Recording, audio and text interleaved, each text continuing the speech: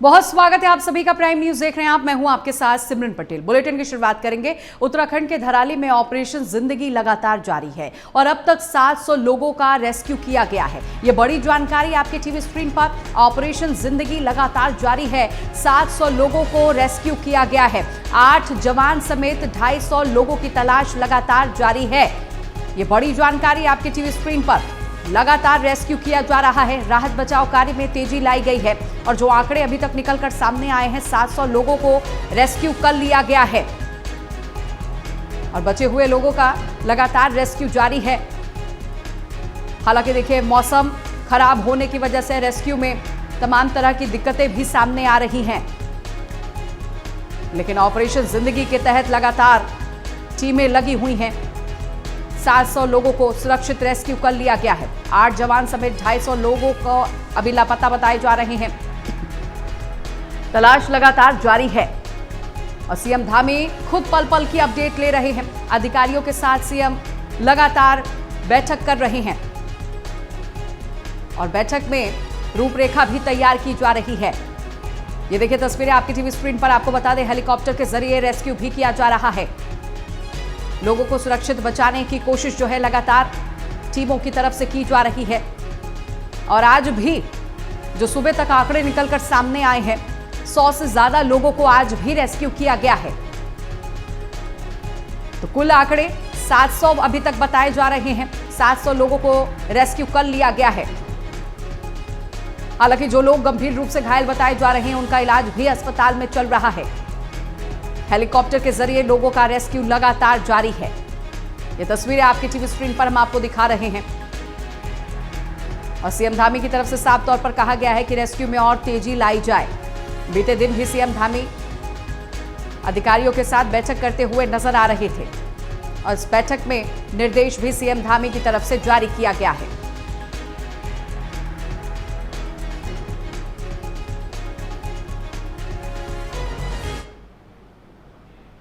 खबरों में आगे बढ़ेंगे। उत्तरकाशी आपदा पर सीएम धामी ने अपील की है। सीएम धामी ने अपील करते हुए कहा है कि आपको बता दें, उन्होंने साफ तौर पर अपील की है, सामाजिक संगठन उद्योगपति से अपील की है कि पीड़ितों की मदद करिए। मदद की अपील जो है सीएम धामी की तरफ से की गई है। पीड़ित परिवारों के लिए मदद करने की अपील की गई है और सीएम धामी ने भी बड़ा फैसला लिया है। अपना 1 महीने का वेतन जो है देने का बड़ा फैसला सीएम धामी की तरफ से किया गया है।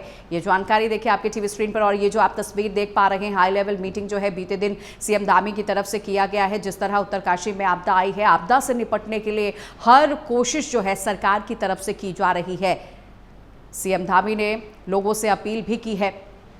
पीड़ित लोगों की मदद करने के लिए अपील सीएम धामी की तरफ से की गई है।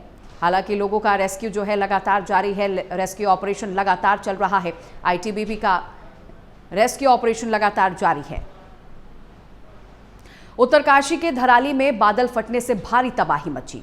लापता लोगों की तलाश जो है अभी भी लगातार जारी है। आपदाग्रस्त क्षेत्र में फंसे लोगों को सुरक्षित स्थानों पर पहुंचाने के लिए आईटीबीपी और राहत अभियान लगातार चल रहा है। सुबह से ही हेलीकॉप्टर के जरिए लोगों को रेस्क्यू किया जा रहा है, जो कि आप तस्वीरों के माध्यम से भी देख पा रहे हैं। राहत दल ने अब तक कई चक्कर लगाकर लोगों को सुरक्षित स्थान तक पहुंचाया भी है। आज सुबह 10 बजे तक कुल 190 लोगों को सुरक्षित रूप से रेस्क्यू किया गया है। ये तस्वीरें आपके टीवी स्क्रीन पर हम आपको दिखा रहे हैं। बचाव कार्य में लगातार टीमें जुटी हुई हैं। लगातार प्रभावित क्षेत्रों में फंसे लोगों को निकालने की कोशिश की जा रही है और सुरक्षित उनका रेस्क्यू भी किया जा रहा है। उपेंद्र ज्यादा जानकारी लिए हुए सहयोगी हमारे साथ जुड़ गए। उपेंद्र, लगातार रेस्क्यू ऑपरेशन चल रहा है, लेकिन अभी तक जो आंकड़े निकलकर सामने आए, सुबह 10 बजे तक के जो आंकड़े आए हैं, 190 लोगों को सुरक्षित बाहर निकाला गया है। क्या अधिक अपडेट आपके पास उपेंद्र? जी सिमरन, मैं आपको बता दूं कि उत्तरकाशी के धराली में आई आपदा से अभी तक लगभग 200 से 250 लोगों को सुरक्षित धराली से उत्तरकाशी मातले हेलीपैड पहुंचा दिया गया है। जो लोग सुरक्षित एकदम सुरक्षित है, जो लोगों किसी छोटे हैं या कोई हल्के बीमार है, उनको तुरंत हाई टेंडर पहुंचाया गया है। और अभी तक लगातार जो एनडीआरएफ, एसडीआरएफ और लगातार जो सेना के यहाँ पे जवान है, वो लगातार यहाँ पर खोजबीन कर रहे हैं और जो लोग यहाँ पर दबे हुए हैं उनको निकालने की कोशिश की जा रही है।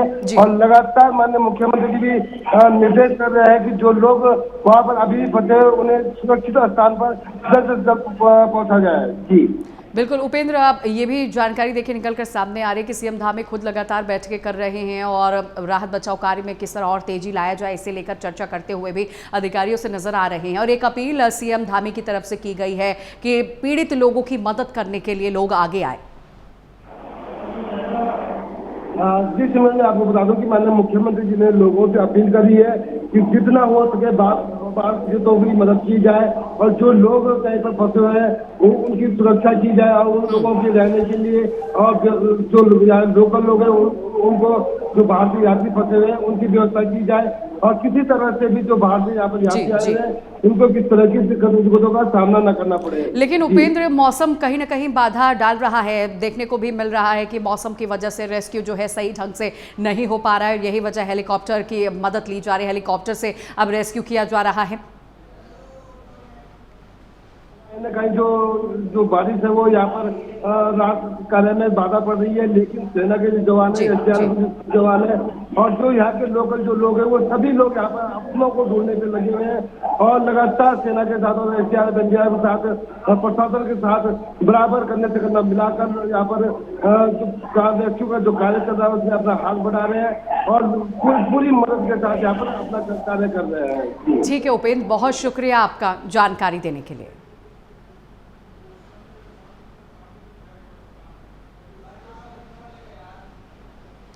देश भर में राखी का त्यौहार बड़े ही धूमधाम से मनाया जा रहा है। रक्षाबंधन का त्यौहार भाई बहन के प्रतीक का एक त्यौहार है। इस दिन बहनें अपने भाइयों के कलाई में राखी बांधती हैं और बदले में भाई अपनी बहनों के प्रति प्रेम और देखभाल के प्रतीक के रूप में उपहार देते हैं। वहीं रक्षाबंधन के अवसर पर खटीमा में महिलाओं ने सीएम धामी के कलाई में राखी बांधी है। ये तस्वीरें आपके टीवी स्क्रीन पर आपको दिखा रही हैं। आज बड़े ही धूमधाम से भाई और बहन के प्रेम का त्यौहार जो है मनाया जा रहा है, रक्षाबंधन का त्यौहार मनाया जा रहा है और महिलाओं ने भी बढ़ चढ़ के सीएम धामी के कलाई में राखी बांधी है, जो कि तस्वीरों के माध्यम से आप देख पा रही हैं।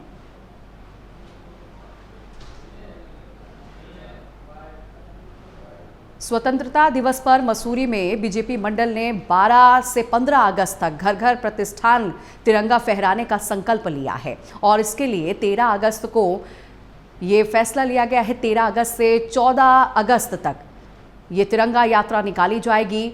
भव्य समारोह होगा। प्रभारी रतन सिंह चौहान पीएम मोदी के विकसित भारत 2047 विजन और योजनाओं की सराहना करते हुए कांग्रेस पर देश में विकास विफल करने का भी आरोप लगाया है। तो देखिए, बीजेपी की तरफ से बाकायदा तिरंगा यात्रा निकाली जाएगी और घर घर तिरंगा यात्रा निकाली जाएगी और इस दौरान उनकी तरफ से कांग्रेस पर जमकर निशाना भी साधा गया। आइए आपको सुनाते हैं कि इस दौरान उन्होंने क्या कुछ कहा, सुनिए।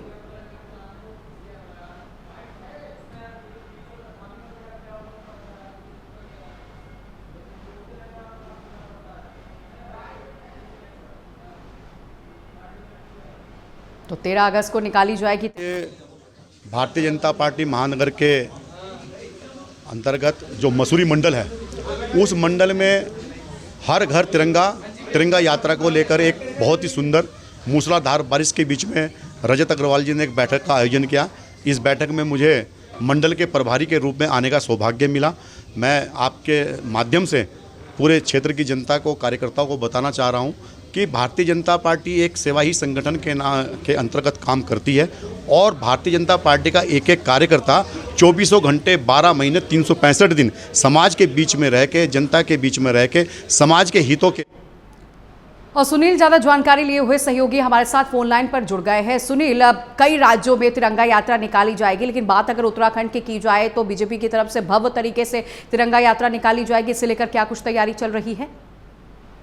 सिमरन, देखिए, अगर बात करी जाए मसूरी की, तो मसूरी में तिरंगा यात्रा को लेकर एक भव्य कार्यक्रम आयोजित किया जाएगा। यहाँ पर 4 दिवसीय कार्यक्रम की पूरी रूपरेखा तैयार की गई है। 13 तारीख को मसूरी के हर घर, हर प्रतिष्ठान पर यहाँ पर तिरंगा लहराता हुआ नजर आएगा। भारतीय जनता पार्टी के जो कार्यकर्ता हैं, स्थानीय लोगों के साथ मिलकर मसूरी के ऐतिहासिक मलिंगार चौक से लेकर गांधी चौक तक एक बड़ा तिरंगा यात्रा यहाँ पर निकालेंगे। देशभक्ति का जज्बा हर व्यक्ति के अंदर हो, इसको लेकर भी वो पूरी कार्य योजना बना रहे हैं। जो आजादी से पहले, आजादी के समय पे जिन्होंने अपने बलिदान दिए हैं या जो शहीद हुए हैं, उनके परिवारजनों को यहाँ पर मिलेंगे और उनको सम्मानित करने का काम किया जाएगा। और 15 अगस्त को भी एक भव्य कार्यक्रम मसूरी के मुख्य चौक पर आयोजित किया जाएगा, जहाँ पर लोग देशभक्ति के जो गीत होंगे उससे गुंजयमान होगा। वहीं कई लोगों जो अपने अपने क्षेत्रों में जिन्होंने बेहतर काम किया गया उन लोगों को सम्मानित भी किया जाएगा। तो ये माना जा रहा है कि भारतीय जनता पार्टी द्वारा जो स्वतंत्रता दिवस है वो बड़े धूमधाम के साथ उससे पहले और बाद में भी मनाया जाएगा।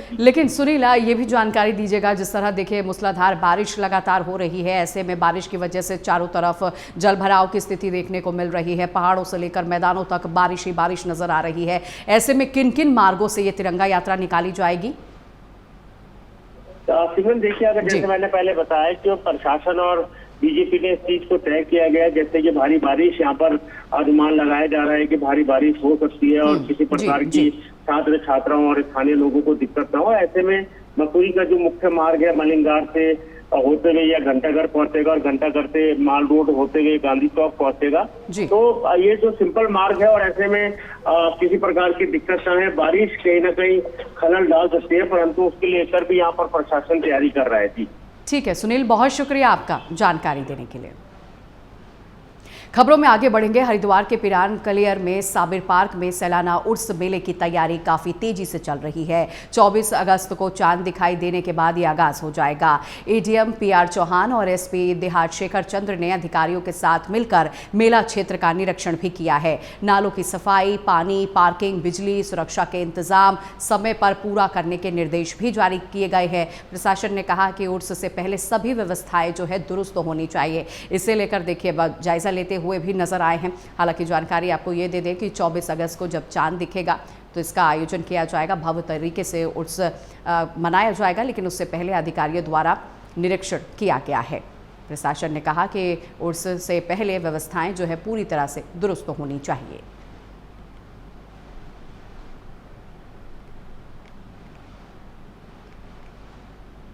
सुरक्षा के इंतजाम पूरा करने के निर्देश भी जारी किए गए हैं। ये तस्वीरें आपके टीवी स्क्रीन पर, जिसमें देखिए नालों की सफाई, पानी, पार्किंग, तमाम ऐसी चीज़ें हैं। बिजली, सुरक्षा के कड़े इंतजाम जो है होने चाहिए। इसे लेकर प्रशासन की तरफ से पहले ही निरीक्षण किया जा रहा है। प्रशासन ने कहा कि उर्स से पहले सभी व्यवस्थाएं जो है पूरी तरह से दुरुस्त होनी चाहिए ताकि लोगों को किसी भी तरह की दिक्कत ना हो। साबिर पार्क में सालाना उर्स की तैयारियां जो हैं जोरों पर चल रही हैं। उसी के उपलक्ष्य में हमने जिला कार्यालय में बैठक करी थी और बैठक में हम लोगों ने निर्णय लिए थे। जो निर्णय लिए थे उसमें टेंडर के, पार्किंग के सभी निर्णय लिए थे। अब उसको चूंकि हमको धरातल पर उतारना है, उसके संबंध में जिलाधिकारी महोदय के निर्देश पर मैं आज पूरा यहाँ भ्रमण किया है हमने। और आज रुड़की में चूँकि ज्वाइंट मजिस्ट्रेट साहब भी अपना कार्यभार ग्रहण करने हैं, उनके निर्देशन में सब मेला होना है, वो भी इसको पूरा देखेंगे। तो कहाँ क्या व्यवस्था होनी है, क्या करना है, वो सब पूरे क्षेत्र का हमने अभी राउंड लिया है एसपी ग्रामीण के साथ। तो उसी उपलक्ष्य में आज यहाँ आए, तो हम अपना मेले की तैयारियों की शुरुआत हम लोग।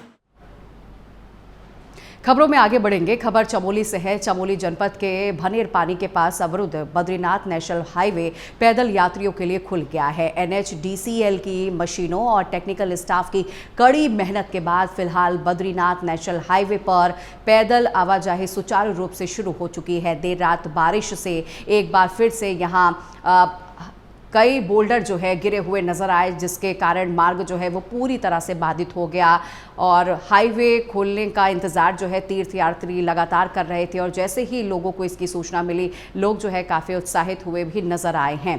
इस दौरान भगवान बद्रीनाथ के जयकारे लगाते हुए, भागते हुए जो यात्री हैं नज़र आ रही हैं, जो कि तस्वीरों में आप देख सकते हैं। और वही आपको बता दें, सुरक्षा के इंतज़ाम जो है वो भी प्रशासन की तरफ से सख्त किए गए हैं।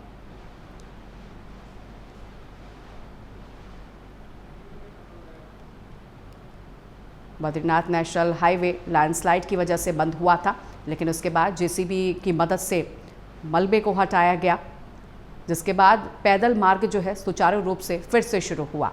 इससे जो यात्री हैं वो काफ़ी खुश नज़र आए हैं। और देखिए, जानकारी ये भी आपको दे दें कि अभी भी मौसम में जिस तरह से परिवर्तन दर्ज किया जा रहा है, यात्रियों से लगातार अपील की जा रही है कि मौसम को देखते हुए ही वो अपनी यात्रा तय करें। NHDCL की मशीन और टेक्निकल स्टाफ की कड़ी मशक्क़त के बाद फिलहाल बद्रीनाथ नेशनल हाईवे पर पैदल आवाजाही जो है सुचारू रूप से शुरू कर दी गई है। दरअसल देर रात बारिश के कारण यहाँ पर बड़े बड़े बोल्डर गिरने की वजह से ये मार्ग जो है, जो आप तस्वीरों के माध्यम से देख रहे हैं, ये पूरी तरह से बाधित हो गया था। हाईवे खुलने के इंतजार में तीर्थयात्री काफ़ी परेशान भी थे, लेकिन जैसे ही यात्रियों को इसकी सूचना मिली, यात्री देखिए खुशी के मारे भागते हुए भी नजर आए और इस दौरान भगवान के जयकारे लगाते हुए नजर आए हैं।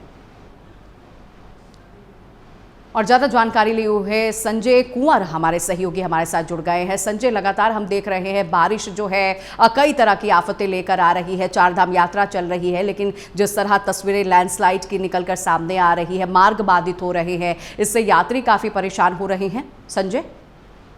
बिल्कुल सिमरनजीत, देखिए अब 2 दिनों से जब हाईवे बाधित था तो देर शाम कल लगभग दोपहर 2:30 बजे ये दोबारा ये हाईवे खुला था, तो लगभग 1300 तीर्थयात्री जो ज्योतिर्मठ की साइड से फंसे थे उनको सकुशल दूसरी छोर पे भेजा गया। उसके बाद एक बार फिर हाईवे दुरुस्त हो गया था, लेकिन देर रात की भारी बारिश के बाद जो है ये बनेर पानी, पीपलकोटी और पागल नाला पे स्लाइड आने के चलते और भारी बोल्डर गिरने से मार्ग पूरे दिन में 11:30 बजे तक बाधित रहा। ठीक 11:30 बजे वाहनों की आवाजाही के लिए एक बार पुनः जो है ये मार्ग खोला गया था, लेकिन तब तक दोनों छोर पे सैकड़ों तीर्थयात्री और जो स्थानीय लोग थे, आज रक्षाबंधन का पर्व था तो लिहाजा भीड़ होना लाजमी था, तो 5 से 6 घंटे सड़क खोलने का इंतजार करते रहे और एनएच जो है कड़ी मशक्कत के बाद दोनों ओर से मशीनें लगाने के बाद 11:30 बजे सुबह जो है इस हाईवे को दुरुस्त करने में कामयाब रहा। अभी मार्ग पूर्णतः जो है दुरुस्त है और आवाजाही जो बद्रीनाथ धाम के लिए है वो बिल्कुल सुचारू है। जी,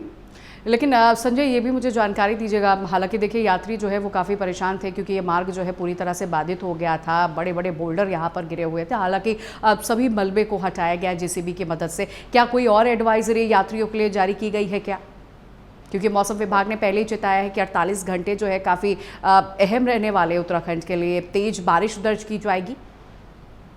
देखिए अब जो यहाँ पे जो बनेर पानी, पीपलकोटी में जो बद्रीनाथ हाईवे का ये डेंजर पॉइंट है, ये नासूर बन चुका है चारधाम यात्रा के लिए और हल्की सी बारिश होते ही जो है ये हाईवे जो है बाधित हो जा रहा है, तो इसका अन्य कोई विकल्प भी अभी जो है प्रशासन नहीं खोज पा रहा है, क्योंकि अकेला बद्रीनाथ हाईवे के आसपास कोई विकल्प भी नहीं है, पैदल मार्ग भी नहीं, तो लिहाजा यात्रियों को दोनों छोर पे इंतजार के सिवा और कुछ नहीं करना पड़ रहा है। लेकिन जिस प्रकार से जिला प्रशासन दोनों ओर से जो है यात्रियों की मदद कर रहा था, जलपान से लेकर यहाँ पे फूड पैकेट की व्यवस्था की गई थी, साथ ही पीपलकोटी क्षेत्र में स्थानीय लोगों ने भी तहे दिल से जो है यात्रियों की सेवा की और जिन लोगों के पास अगर बजट भी कम था तो उनको अपने घर में ले जा करके यात्रियों को शरण दी। तो ये जो है वाकया जो है काफी लोगों को, यात्रियों को भाया कि इस तरह की मदद जो है आपात स्थिति में जो है स्थानीय लोग और पहाड़ के लोग कर रहे हैं। तो इससे भी एक सुखद मैसेज जो है लोगों में गया कि तीर्थ यात्रा के दौरान अगर इस तरह के हालात होते हैं तो किस तरह जो है सामंजस्य बैठा के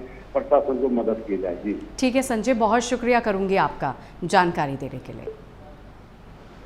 खबरों में आगे बढ़ेंगे। खबर रुड़की से है। रुड़की के मंडावली गांव में पिछले 4 दिनों से खेतों, कब्रिस्तान, शमशान और स्कूल में चारों तरफ पानी ही पानी नजर आ रहा है, जिससे ग्रामीण काफी परेशान है। विरोध करने के बाद नायब तहसीलदार ने मौके पर पहुंचकर ग्राम प्रधान से बातचीत की है और जल्द ही समस्या का समाधान करने का आश्वासन भी दिया है। वहीं ग्रामीणों का आरोप है कि फसलें बर्बाद हो चुकी हैं, बच्चों की पढ़ाई जो है पूरी तरह से ठप हो चुकी है और यहां तक अंतिम संस्कार करने में भी लोगों को मुश्किलों का सामना करना पड़ रहा है। उनका कहना है कि जल्द ही इसे लेकर कार्रवाई जो है प्रशासन की तरफ से करना चाहिए, क्योंकि चारों तरफ पानी भरे होने की वजह से जहां किसानों की फसलें पूरी तरह से खराब हो रही हैं, तमाम तरह की दिक्कतें जो हैं लोगों को झेलनी पड़ रही हैं। और जानकारी ये भी निकलकर इस दौरान सामने आ रही है कि 4 दिनों से गांव में पूरी तरह पानी ही पानी नजर आ रहा है चारों तरफ। 4 दिन से सब बीमारी चल रही है और 4 दिन से बोल रहे हैं कि आज नहीं आज हो जाएगा, पर हमें 4 दिन हो गए, हमारा पूरा गांव इकट्ठा हो रहा है, पर सरकार ने कोई समाधान नहीं निकाला। डीएम से कल सुबह बात हुई थी, पर एक बार बात हो गई, उन्होंने दोबारा फोन नहीं उठाया। कल से एक बार भी फोन नहीं उठाया। कल से डीएम का फोन बंद है और एसडीएम ने फोन हमारा एक बार भी नहीं उठाया। में जो पानी आप देख ही रहे हैं ये भरा हुआ है और ये जो पानी है नारसन जो खुर्द है उसमें को जाना हैगा, तो अब यहाँ से तो ठीक है, लेकिन नारसन वाले थोड़ा उसका विरोध कर रहे हैं। तो आज दोनों पक्षों में बातचीत हुई है और बातचीत ये हुई है कि जो आगे नाला है करीब 1200 मीटर दूर से, वहाँ से खुद तो वो आएगा और उसमें जो है पानी ये निकल जाए। वैसे तो मुद्दा तो 5 साल से है, लेकिन अब ये 10 दिन से बराबर चल रहा है, जब से बरसात ज़्यादा हुई। और वही डाक के 3 पात, कभी 5 दिन का टाइम, कभी प्रशासन का दबाव है, सरकार गूंगी बहरी हो चुकी है, कोई सुनवाई नहीं हो रही। खबरों में आगे बढ़ेंगे। खबर लालकुआ से है। लालकुआ कोतवाली क्षेत्र के बिंदु खस्ता रावतनगर में 19 जुलाई को दिन दहाड़े हुए लाखों रुपए की चोरी के मामले में पुलिस ने अभी तक किसी को गिरफ्तार नहीं किया है, जिससे ग्रामीण काफी गुस्से में भी नजर आ रहे हैं। पूर्व भाजपा मंडल अध्यक्ष दीपक जोशी के नेतृत्व में ग्रामीणों ने कोतवाली का घेराव कर जल्द खुलासे की मांग की है। दीपक जोशी ने चेतावनी देते हुए 1 सप्ताह का समय दिया और कहा, खुलासा अगर नहीं हुआ तो इसे लेकर हम उग्र आंदोलन भी करेंगे। और साथ ही साथ पुलिस ने ग्रामीणों को आश्वासन दिया है कि जल्द ही चोरों को पकड़ा जाएगा और इसे लेकर खुलासा भी किया जाएगा।